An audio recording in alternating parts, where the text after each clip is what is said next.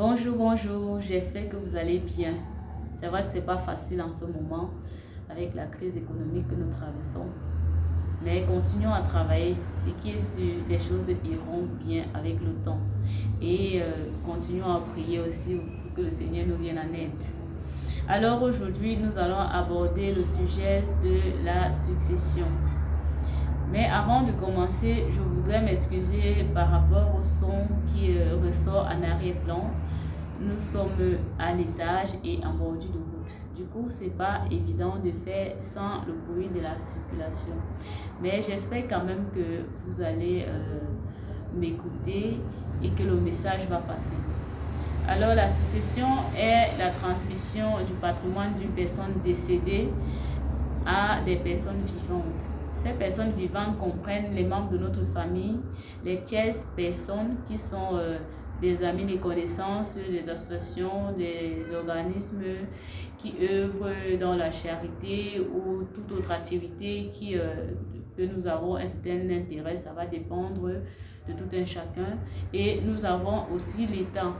Mais l'État, généralement, entre dans notre succession lorsque nous n'avons pas de succès. Il prend donc possession de notre patrimoine et assure la gestion. La succession est de deux voies.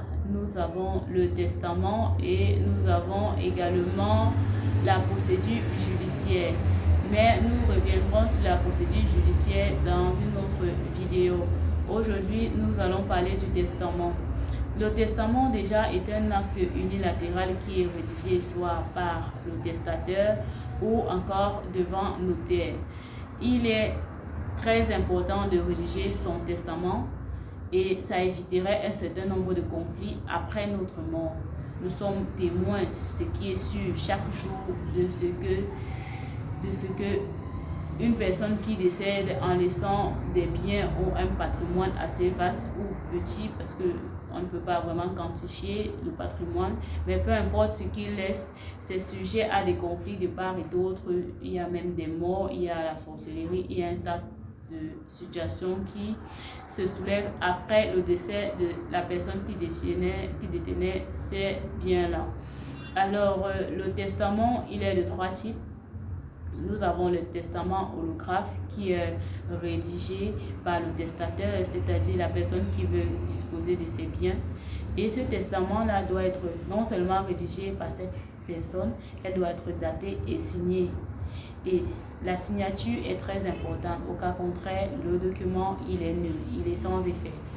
Nous avons le testament authentique. Ce testament-là, il est rédigé devant notaire. Et il est reçu soit par deux notaires ou encore par un notaire et deux témoins. Et ces personnes-là doivent signer le document lorsqu'il est déjà établi, ainsi que le testateur lui-même. Mais l'inconvénient avec ce type de testament, c'est que plusieurs personnes ont pris connaissance du contenu de notre testament. Donc, du coup, le secret des dispositions de nos biens n'est pas totalement garanti. Nous avons également le testament mystique, qui est un testament qui est rédigé par le testateur. Il est mis dans une enveloppe et scellé. Et lorsqu'il est scellé, il est remis donc à un notaire devant deux témoins. Ce notaire devra également en brevet donc rédiger un acte de souscription qui sera signé par le testateur, par le notaire lui-même et les témoins. Et la garantie que nous avons quand même avec ce type de testament, c'est que puisque le testament il est scellé, les autres parties ne pourront pas avoir connaissance des dispositions de votre testament. Toutes ces personnes prendront connaissance du contenu après votre mort, lorsque l'ouverture de la succession sera faite. Bon. À part donc ces différents types de testaments, nous avons les conditions qui remplissent la validité du testament en lui-même. Lorsque nous rédigeons notre testament, nous devons nous assurer que la redistribution de nos biens ou de notre patrimoine est faite de part égale entre nos ayants droit. Au cas contraire, elle sera nulle, elle ne sera pas valide aux yeux de la loi. Donc, toute personne qui a intérêt et qualité pourra donc faire annuler votre testament après votre décès. Nous avons également l'autre condition de validité qui est celle de la réserve héréditaire.